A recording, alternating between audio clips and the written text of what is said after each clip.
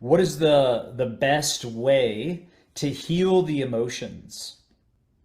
So I'm going to give you my opinion, and I'm going to give you what I've seen over the last, you know, 12 or 13 years of facilitating massive, deep emotional clearing processes for people while they're going through the process of fasting. Number one, I would say that when you go into an extended fast, yes, I'm going to talk a lot about fasting. Fasting is what all the greatest of greats have done for thousands of years.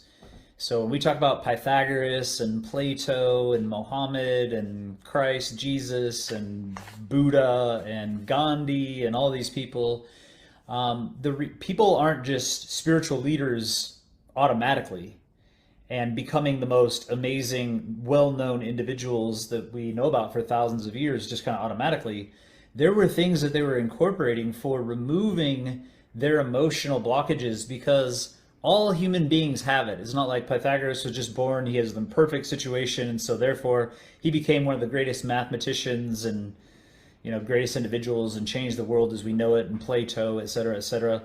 These guys were purposefully seeking out ways that they could heal themselves of their emotional trauma.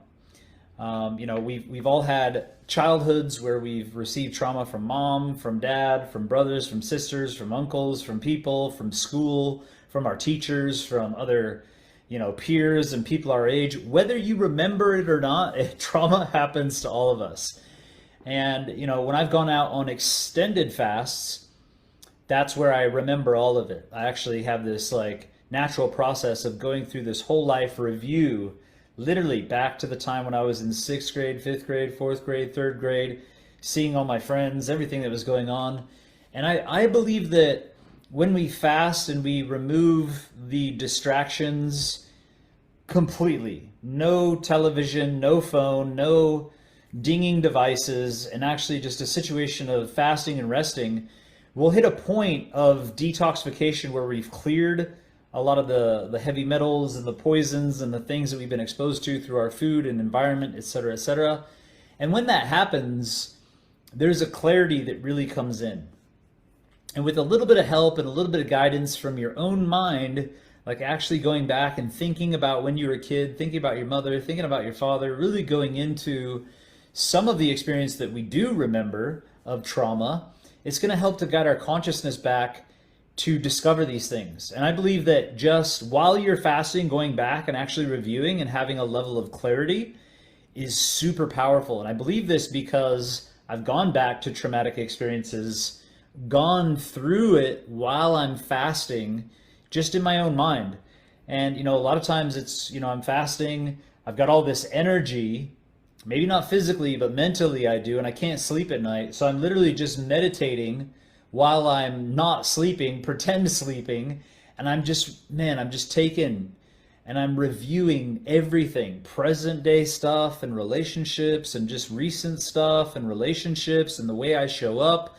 It's just like this massive review. But eventually it's like naturally through the fast, these older things come up. Now, there's some parables in the Bible where Jesus, talks about for every day fasting, you go back a year.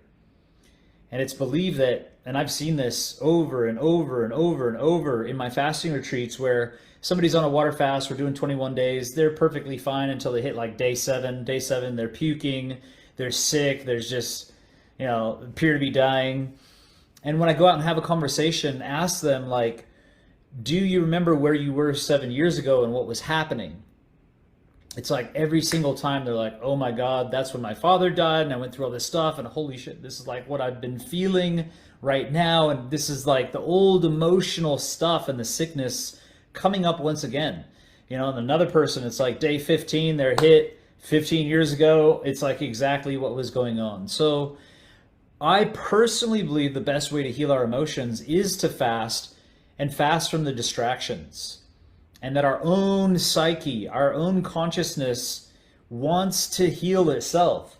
And it just needs the time and space to do it. And in fact, back in ancient Egypt, in the house of, it's called Per Ankhs, the house of life, people would go there when they would start to get sick and they'd just take away all distractions, put them into a room, and they would fast. And there's literally nothing on the walls, nothing to think about, just like nothingness and fasting.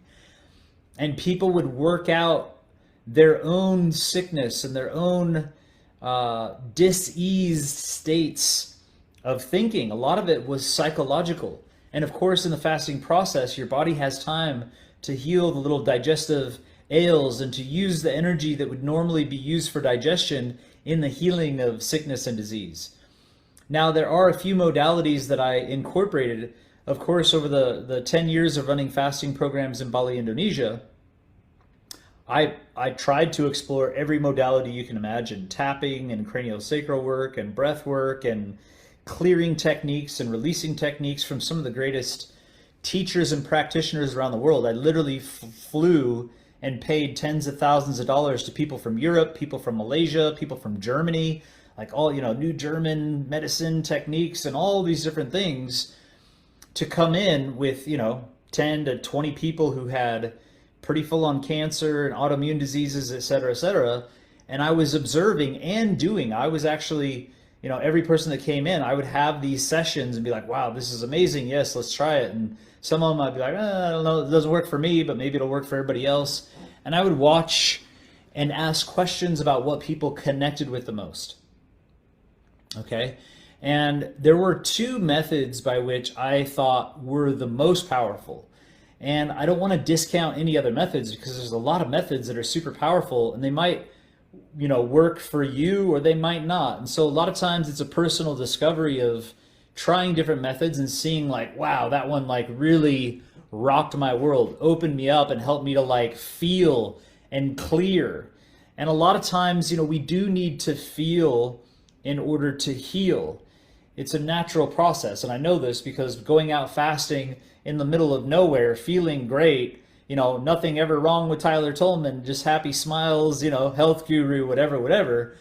When I would fast is when I would be taken and guided by my own consciousness into these experiences where, like I would lose my shit crying into my, blankets, and just like so much pain and so much emotion and so much stuff. And I can tell you that it was very healing. It was very heart opening. And I could see how different tendencies, negative tendencies, and little chip on my shoulder and just little, niggles of things in my relationships cleared through the process of going through this review.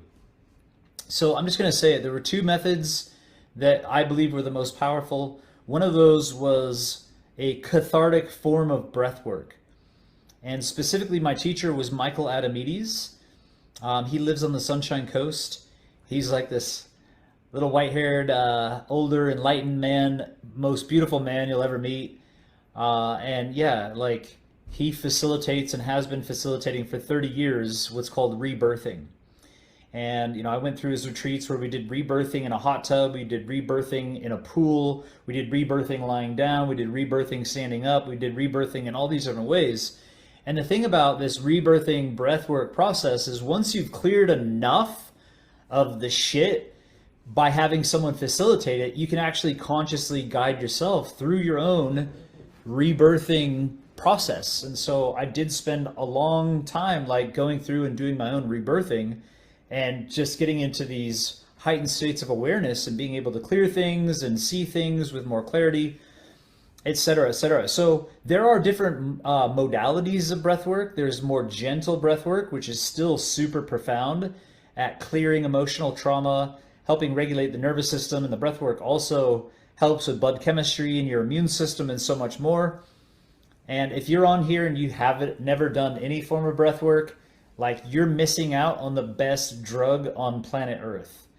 And the nice thing about this drug is you can literally like go to the cosmos, like with really strong plant-based medicines, but you're grounded in your body to a degree and able to come back and just have this beautiful euphoric experience after like typically clearing some trauma.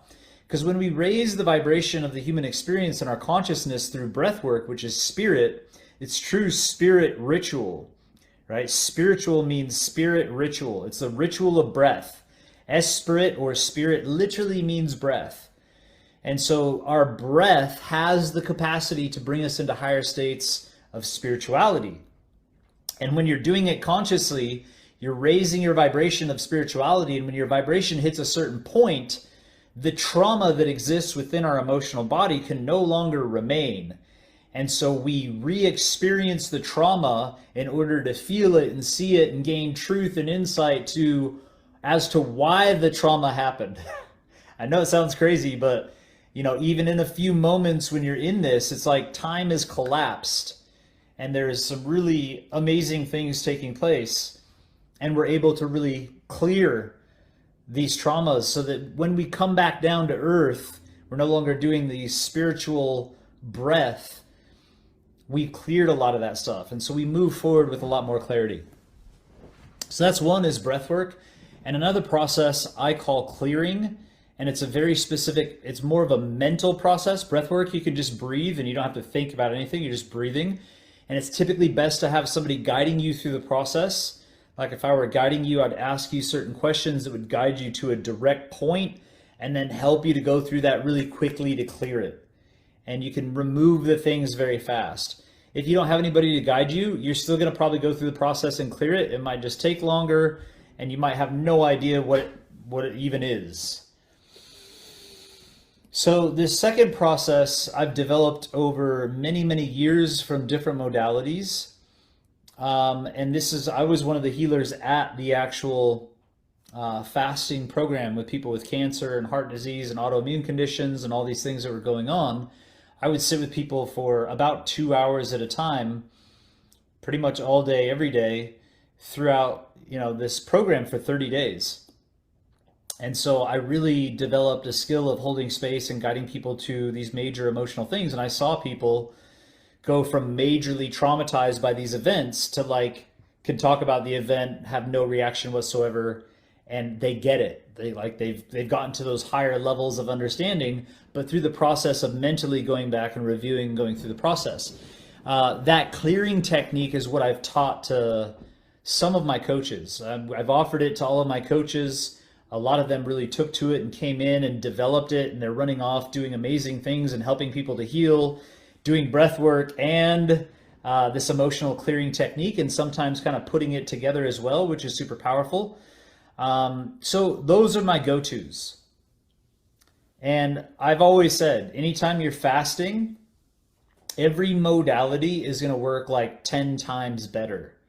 Chiropractic, like people can get their whole spine fully adjusting and moving back into place in 20 to 30 days, which would normally take, chiropractic adjustments and therapy for potentially 6 months or a year or two to even get a little bit of movement.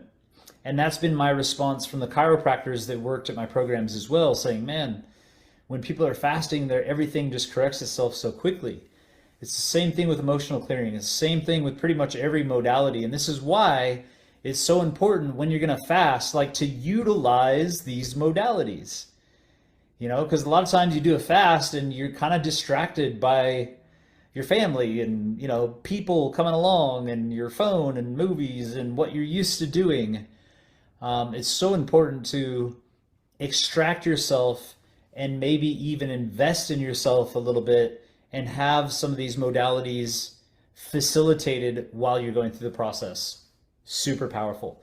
And these are the things that I've been doing at fasting programs in person and online for many years. We're doing it online now. In fact, my teacher, Michael Adamides, comes in and facilitates a couple full days at my event.